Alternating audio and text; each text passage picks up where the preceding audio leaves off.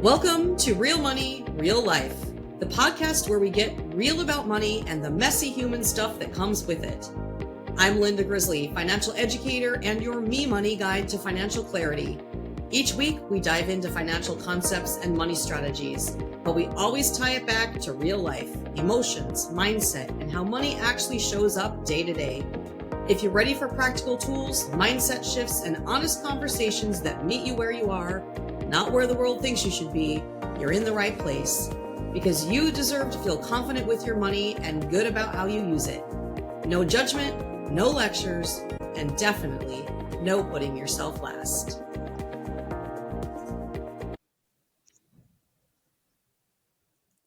Hello, everyone. If you're listening, you're one of the real ones, the ones who give not just out of habit, but out of heart. Today, we're rethinking charitable giving. And especially during the giving season, when generosity meets good intentions and sometimes overwhelm. My guest, Sarah Olivieri, helps people and organizations transform the way they give, serve, and make impact by combining strategies, systems, and soul. We'll explore how to align giving with real values, how nonprofits can communicate their impact more effectively, and how all of us, donors, doers, and dreamers, can make generosity more joyful and sustainable. Sarah is a globally renowned speaker, #1 international bestselling author, and creator of the Impact Method, a framework that helps nonprofits and for-profits alike simplify operations, improve capacity, and make a bigger impact without burning out. With 2 decades of nonprofit leadership experience and advanced degrees from the University of Chicago and SUNY New Paltz, I'm probably saying that wrong. You can fix me on that one. You got it, SUNY New Paltz. Okay, SUNY New Paltz, I was right. All right. Sarah helps founders reclaim their time, build aligned teams, and turn passion into measurable, sustainable results. Welcome, Sarah. Linda, it is so great to be here. I'm so excited to be talking about giving and ultimately making a bigger impact in this world. I am as well. I don't know if you know about this me, but know this about me, but I have a background in non-for-profits as well. Used to do nonprofit consulting, and I have the charitable advisor and philanthropy designation from the American College. So philanthropy is very close to my heart, and I'm really looking forward to this conversation. So I want to talk about first you and your nonprofit leadership and what inspired you to have an impact and make giving and nonprofits more efficient. I, like many people, I fell into the nonprofit world by accident. I was out of college and someone who worked at a nonprofit asked if I could coordinate their new annual conference. And, I'm smart, I'm capable, I'd never done it. So I said, of course I can. And I got sucked right into this nonprofit. It was an autism related nonprofit. Temple Grandin was the keynote speaker. And I had a great time organizing the conference. And even before the conference was fully launched, that nonprofit had invited me on to be like their office coordinator, business manager. And through that process, I discovered that their bookkeeper wasn't actually doing a really good job. And my mom, who had taken over running the small nonprofit school that I had elementary school that I had gone to, she was like, you can learn bookkeeping. So I took QuickBooks home. I learned bookkeeping. And, by the time you're like organizing programs and managing money, you find yourself like in the top echelon of nonprofit management pretty quickly. So, and then I had also developed many other skills along the way of doing that work, a lot of marketing skills. So eventually I went on to found my own nonprofit related to the same programming when that nonprofit's programming, which was in partnership with a public school, had gotten cut. I went on to be a deputy director, the first executive director of a foundation. And then I started moving on to marketing, helping nonprofits grow both their services and their funding. And in that work of starting to work with nonprofits as clients, not just in them, I realized that so many nonprofits struggled with operations and systems and strategy to basically make a bigger impact. And I fell in love with that work. I developed the impact method through that desire to have nonprofits run better, because when they run better, they make a bigger impact. And that is my journey in a nutshell. Wonderful. Well, as we all know, that all of that experience, all parts of that relate back to, guess what? Fundraising, which is getting the money to make your charitable organization run, which is what we're going to talk about today, but from the other perspective, from the giving side, right? So let's talk about what it means to think differently about charitable giving. Um, I'm just going to start there and let you tell me about how we can think differently about it. Sure. Well, I think we'll start with what I think is the biggest kind of thing out there that people get wrong. And for those of you listening, this is no fault of your own. It's because there have been some very large nonprofit marketing campaigns that had language like, 100% of your donation goes directly to our programs. And on the surface, that sounds like a great thing.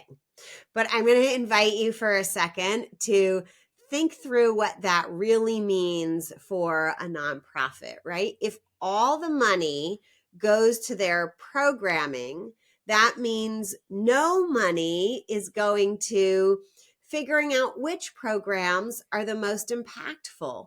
No money is going to expanding their ability to fundraise.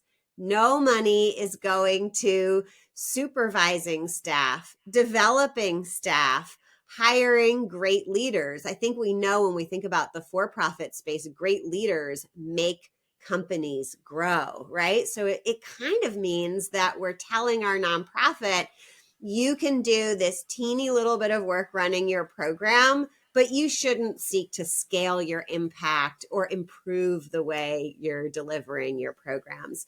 So it doesn't take much to kind of like open the lid on that and go, oh, yeah, maybe we shouldn't just have 100% of your donation go to programs.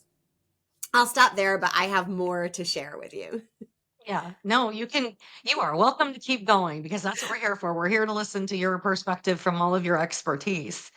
Sure. And I do think though that it's having worked in the nonprofit world, and I know that many people in the nonprofit world, even if they are in paid positions, are underpaid. They could Yeah. work at a for-profit company and do the same job that they're doing and make a lot more. So they're already giving part of themselves to the cause of the nonprofit that they're working for. And the idea that it makes sense to cut back and have people get paid less to do their job to run a nonprofit is just crazy, right? Yeah. I It's feel totally. like you should hire people to do their job and pay them to do their job. And a big part of nonprofits is getting volunteers, but the volunteers should not be the people that are paid. They should be different people. Yeah. And volunteers need to be supervised, right? It's easy to think, oh, yeah, we'll just get volunteers to do it. But if nobody supervises them, nobody trains them, and nobody coordinates them, you really can't make good use of volunteers. And that person or team of people who are training them, supervising them, coordinating them, that needs to be their full-time job. And you need to pay them if you want them to do it well. And I want to go into what you said a little more, because what has happened, this is very real, is systematically in the nonprofit sector, people are underpaid.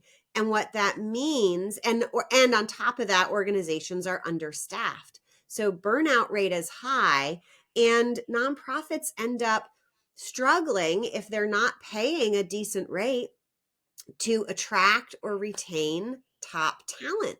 And when we don't have top talent running nonprofits, doing the work of nonprofits, their work is less good. It's less impactful. It makes less of a difference. So speaking of making less of a difference, there's another common misconception when we donate to nonprofits, and again, this is perpetuated by nonprofits and donors alike. We think about, where do I want my donation to go? I want it to go to this program, or I want it to help start this thing that I care about. In nonprofit speak, nonprofits call that restricted donations, or restricted. When they get grants, often they're restricted, meaning they're not allowed to spend that money on anything except what it was designated for. This adds to nonprofits spending, because they now have to spend money for much more advanced bookkeeping and accounting, so that they can start to track every dollar, where it goes, if it's a restricted dollar, to make sure it doesn't go somewhere else. So now that dollar that was restricted isn't worth a dollar anymore, because it's going to cost a certain percentage of that. So maybe it's worth 75 cents. Maybe it's only worth 50 cents if it's really complex tracking. And on top of that, leadership now can't make decisions like, if they say, oh, if we spend money over here, it'll make things even better, so let's move money to do something even better. Now they can't do it, because they have all this restricted money. They can't actually. So that restricted dollar is worth way less than a dollar. So I'll ask you, as a donor, right? Do you want your dollar to be worth 50 cents, a dollar, or would you like me to tell you how you can make your dollar worth $1.50 or $2 in impact? I'm going to guess Yes. you want me to tell you how to Yes, make that's your dollar go intriguing. even Please tell us. Please tell us, Sarah. So, well, I don't believe anybody should give a restricted gift to a nonprofit, because it makes it worth less. But if I were required to restrict my gift to one area, I would say my money can only go to the fundraising department, which in nonprofit speak is often called the development department. And that is because it is the work of the fundraising department to turn my dollar into more than a dollar, right? So we say oftentimes, like, it costs 25 cents to raise a dollar. So that means if I give 25 cents to the fundraising department, my 25 cents is going to turn into a dollar of impact. And yes, some of that dollar might go back, to help with more fundraising. But that's how I get a really good return on my investment as a donor, is actually when that nonprofit spends my money to raise more money. And that's how I can turn a dollar into $2, or sometimes even more. Yeah, that I can see how that's totally true. So thanks for bringing that to our attention. Now, if Yeah. you just donate and it's not restricted, and you're just saying, like, here's money, then the organization can decide where it's needed, or how does that work? Yeah, the organization is going to put that money where it's going to make the biggest difference. And really, this is what good leadership is all about in running a nonprofit well, is making great decisions about where to put money, where to put team and talent, how to design programs. So I encourage you to, trust that nonprofit that you're giving to. Now, we could talk a little bit about, like, what are some signals about whether or not you can trust a nonprofit. They're always, the horror stories make the news, but the majority of nonprofits are good at using money to the extent that they are allowed to, right? A lot of them deal with these challenges of restricted funding, and it really holds them back. But think about developing a relationship with the organization you're giving to, a long-term relationship. Develop that trust. Give more as you learn to trust them more. You can communicate with people in those nonprofits. Talk to them, have a conversation, see what they're doing, see what they're working on. But yeah, trust them, and then they're going to make the best use of that dollar when you give it to them. Makes sense. Okay, so let's talk a little bit about different ways that you can donate and serve rather than directly to a charitable organization, such as, like, specific one. But maybe a community foundation, where you can donate money to a community foundation and even set it aside for a specific thing. Like, let's say that you want to, have it go to like animal causes, like, pet rescues, etc.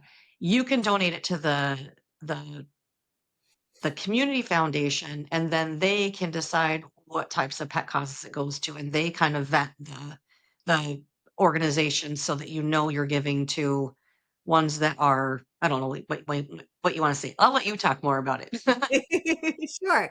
Yeah, that's one way community foundations exist to make it easier, so that you don't have to like set up your own foundation and hire a team to figure out where, who exactly to give your money to. You can work with a community foundation. Now we have DAFs, which is a newer, effective tool for people to give their money. You set up a DAF. It's a technical thing. You can talk to someone probably like Linda or your financial advisor on exactly how to do it. But basically, it's an account that you put money into. As soon as you put that money in there, it becomes tax deductible. And then you can take your time to give it out to whatever charity you want at that point. As far as evaluating, so here's what I can tell you about nonprofits and how much you can trust them. Nonprofits get evaluated by the IRS. If they are working with any significant amount of money, they are required to have an external audit done to them. I think, my number is probably old. It used to be after, I think, 250,000. The number has probably changed. But basically, if you're giving to any sizable nonprofit, you can be sure that they are being audited every year.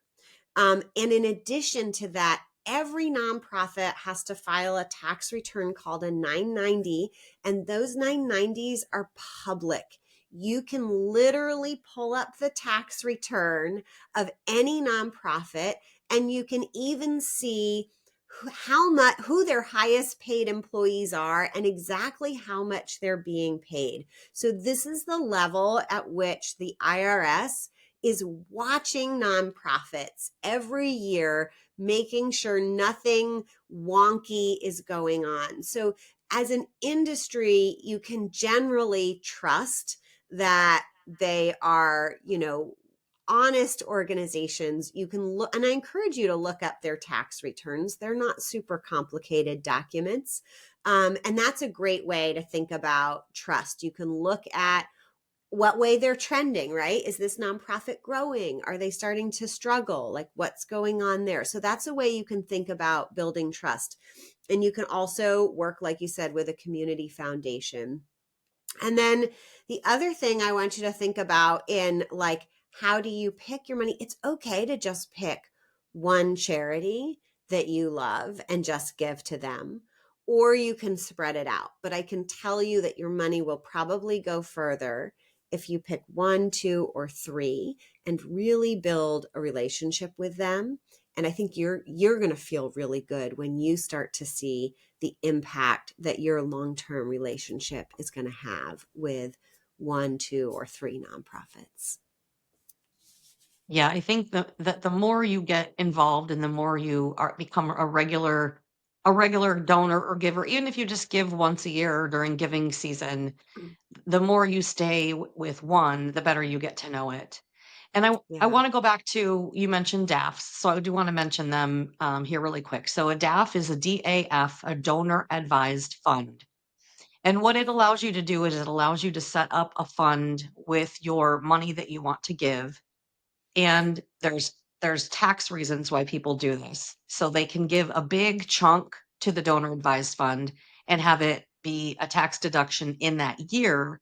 And then the donor advised fund then is the one who doles out the money over time, because littler donations aren't tax deductible. So if you're just making them out of your own pocket every year, you don't necessarily get into tax deduction. But if you do the donor advised fund or even the community foundation, you can make a larger donation all at once, even if it's not going directly to the nonprofit in that same year. So it's, talking about money and taxes and all that, that's something that you should explore if you are donating to a cause regularly, it might make sense for you to donate a bunch all at once to a holding place and then dole it out over time. Anyway, just wanted to bring that in because it is, a financial strategy that should be mentioned in this conversation. Yeah. So, but And I going think, back to, yeah, go ahead. well, I just wanted to say, working, if you're really starting to give significant sums, working with a financial advisor who understands the ways to give nonprofit can be a win-win, meaning you're going to end up with more money to give or making a bigger impact with your money because you're going to leverage tax advantages. And there are some other ways. I'm not an expert in what Linda is, so I'm going to give you just the questions to ask. Get your ideas rolling, and Linda can pick up on that, or you can work with your financial advisor. It is also possible to loan money to a nonprofit. Nonprofits generate money through services as well. They don't survive only on on gifts often.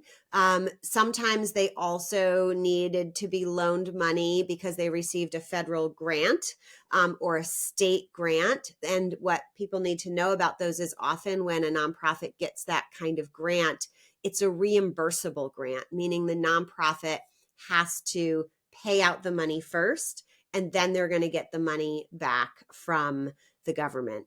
So sometimes I've had clients who needed a loan in order to lay out those initial expenses, knowing that the loan was definitely going to get paid back. And there are, because it used to be we could count that the federal government was definitely going to make good on their contracts.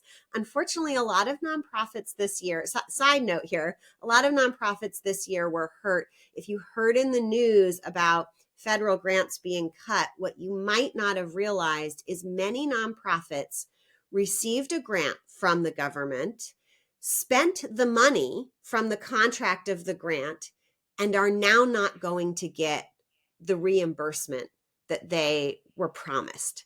So it wasn't just money that they're not getting and oops, now we can't do it. Many nonprofits are on the hook. They already spent the money and they're not getting it. So if you're hearing from nonprofits asking for more donations this year, that's one of the reasons why.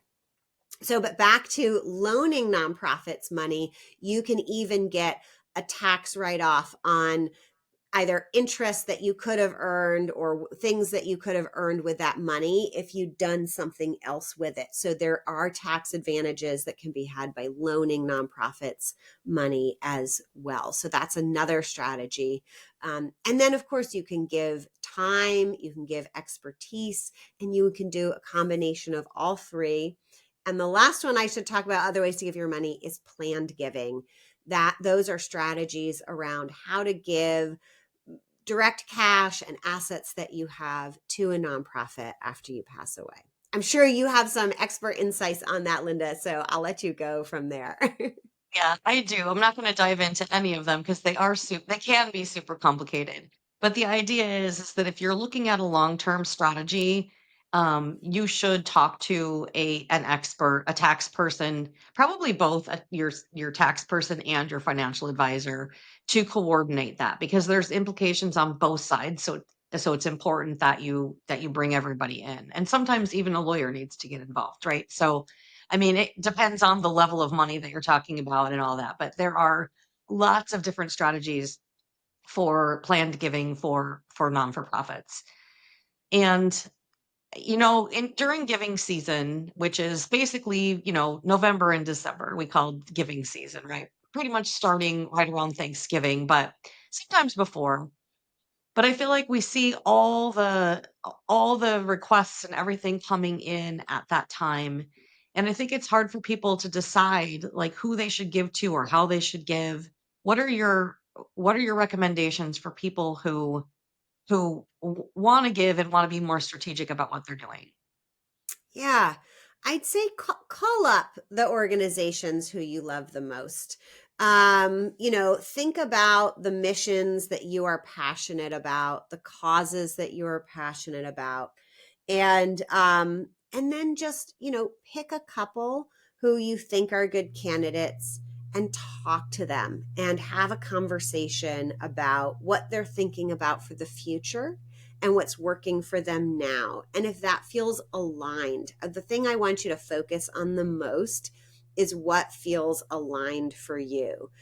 Think of it like almost like dating, right? So this holiday season, think about, it's almost holiday appeal time is almost like the dating app for nonprofits, right? They're reaching out, you're swiping left, swiping right, and just think about picking, rather than saying like, I'm just going to pick the ones I'm giving to this holiday season. Think about this holiday season, I'm going to figure out which nonprofits I'm going to date all year. Or maybe you're going to get married and stay with them for many, many years or a lifetime to come.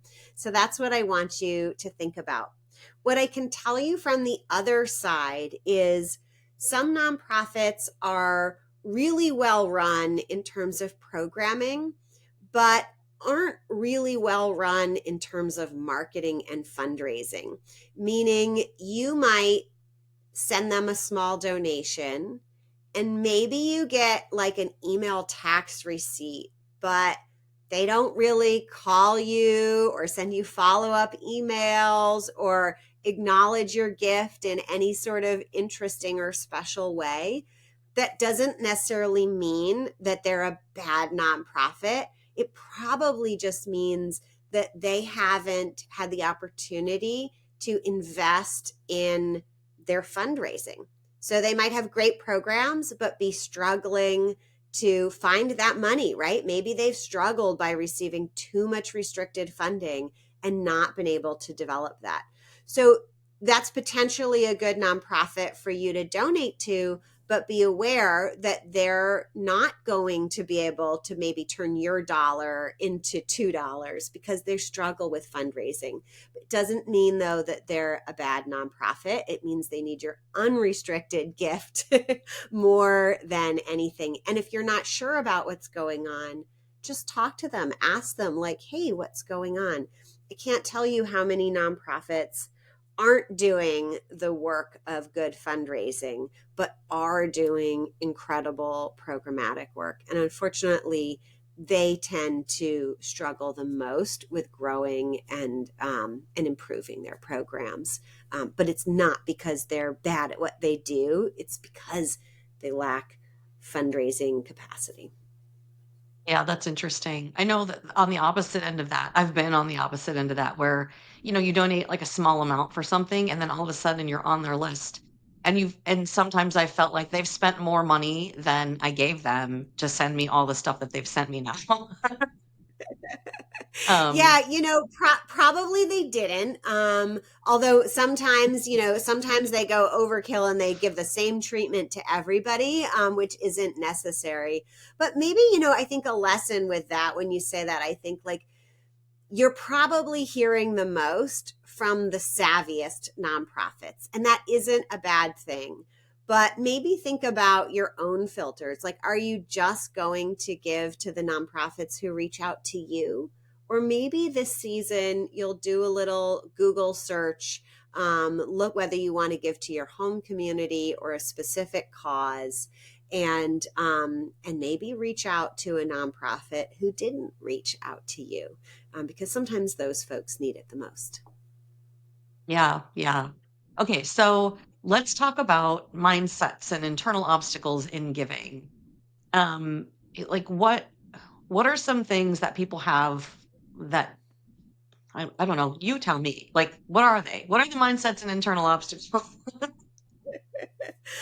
Wow, this is a good question, and I don't talk to the donors as much, but I certainly, in my life, people ask me this all the time because they know I work with nonprofits, and they're like, "What do I need to know?" Um, so I think going back to where we started, believing that you need to find a nonprofit where your donation is going to directly to the programming. So I want to encourage you to let go of that mindset. Think about, you want to give to an organization that is researching its programs, right? That is changing things up. And I'll tell you two stories related to those two things. But first, I want to think about other obstacles. So I only give in the giving season, right? Think about, how can I give more in a way that maybe doesn't cost me so much more? Maybe you sign up for that recurring giving program and you're giving $25 a month and you start in the holiday season, but that's going to add up over time. So thinking about, like, if you're like, I can't afford it now, or I need to, tighten things up, just give what you can. And so many nonprofits would love for you to just to begin the relationship with them. They don't necessarily need your donation right now, but to know that you're someone they can reach out to in the future, that means a lot to them. So just because you didn't reach out with a gift doesn't mean you shouldn't reach out with a message or let them know that you care and that you support them, even if you're not giving right now. So I think those two things are really key. Also, I'll tell you, can you think of any others that you've heard people say, at giving season, around giving? No, I mean, the same one comes to my mind where they are worried about how much money they're spending per dollar that they donate on programs or whatever. Um, and then I think that, we see all the commercials for the bigger ones, right? So on TV, you see TV commercials. I think there's an animal one and there's a hospital one. I'm not going to name the names, but that Mm-hmm. you see all the time. And those are great causes, but there are so many other little things, little causes, I should say little. They're not little causes. They're like little organizations that do a lot, and maybe can impact more locally. So it's like you said, just, if you're going to be giving money, really think about where be intentional and proactive on where you give that money to, and not just reactive to something that you get in your email or on TV or whatever. Do some research and be more intentional. Yeah, I completely agree with you, Linda. I think being intentional, recognizing, I'll tell you a different story than I was planning on too. I have stories of three nonprofits who are current clients of mine, none of whom are focused on asking for your gift right now, but any of whom, actually there's four of them I can think of, might be of interest to you. And I tell them to you not as to tell you to go donate to my clients, but to tell you that these organizations exist and they're not sending to your inbox for good reason. So one is One Health Organization, and they help provide funds for low income individuals or families to pay for veterinary care for their pets, because they believe that it's really important that people keeping their pets isn't just good for the pet, it's good for the people. There's this synergistic relationship between pets and their humans, and humans shouldn't be having to give their pets up for adoption because they can't afford proper regular health care for their pets. And similarly, pets shouldn't be suffering without care because their human can't afford it. So they have this amazing voucher system. Right now, they are focused on bringing in a small group of large donors. So they're not running any big campaigns. You won't probably find them in your inbox or in your mailbox, and you won't hear them running ads on TV, but they are doing incredible work for animals. Right now they're focused in a specific location, but they hope to expand their model nationally. Another organization is the Student Television Network.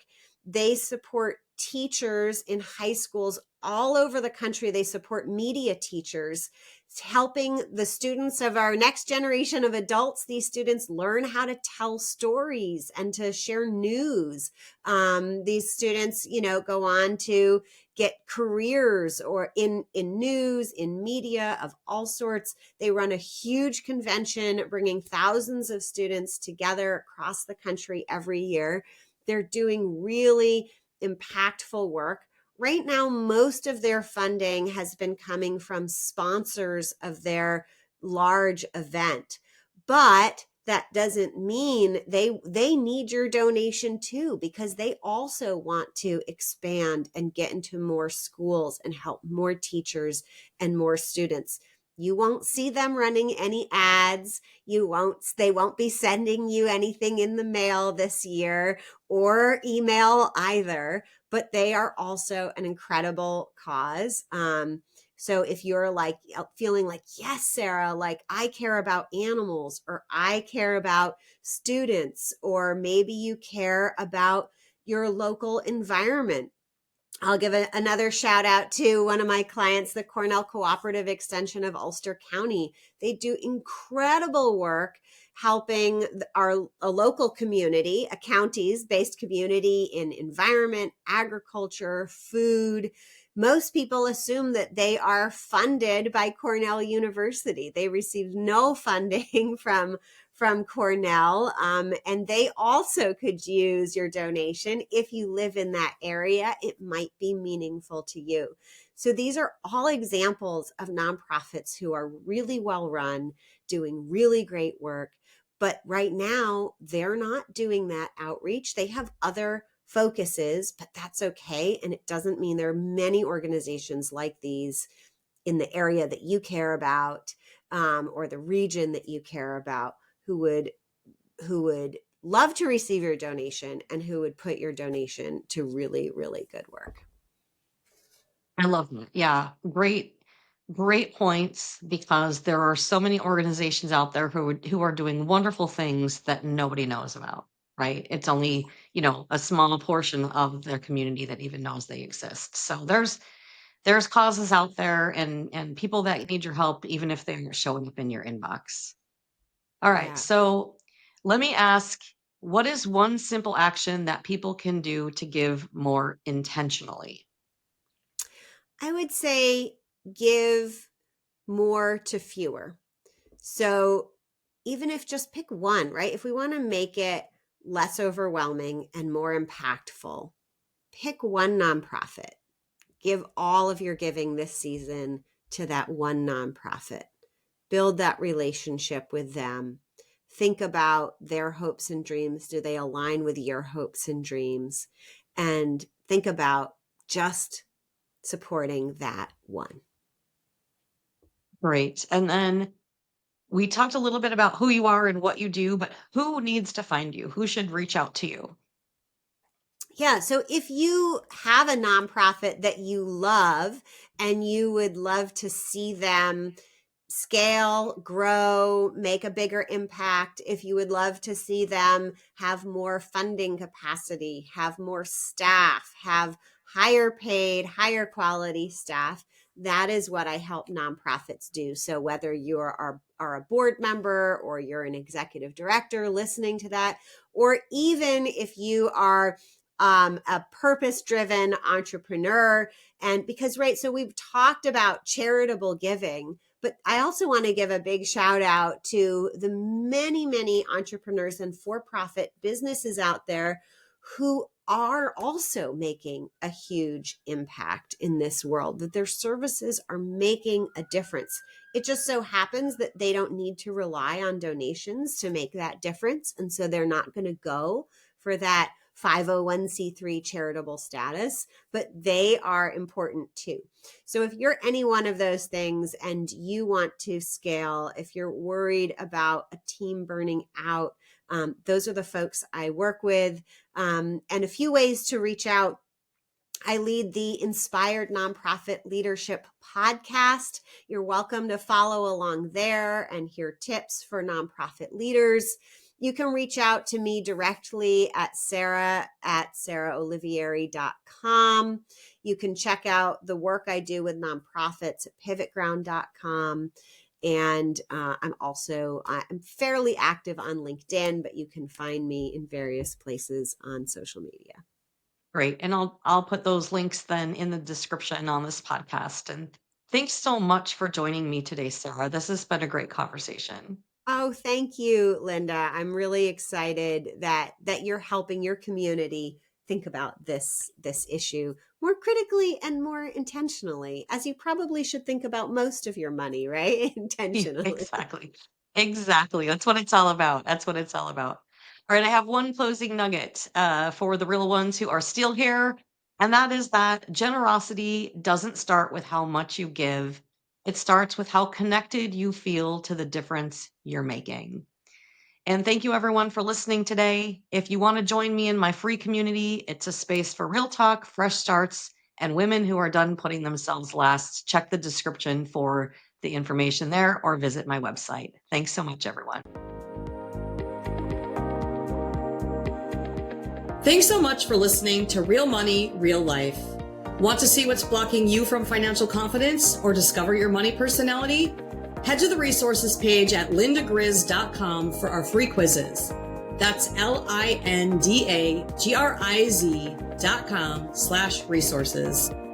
If you're loving what you're learning, be sure to subscribe and leave a review. I'm your Me Money Guide to Financial Clarity, Linda Grizzly, and I'll catch you next time as we talk more real money, real life, because you deserve to feel confident with your money and good about how you spend it.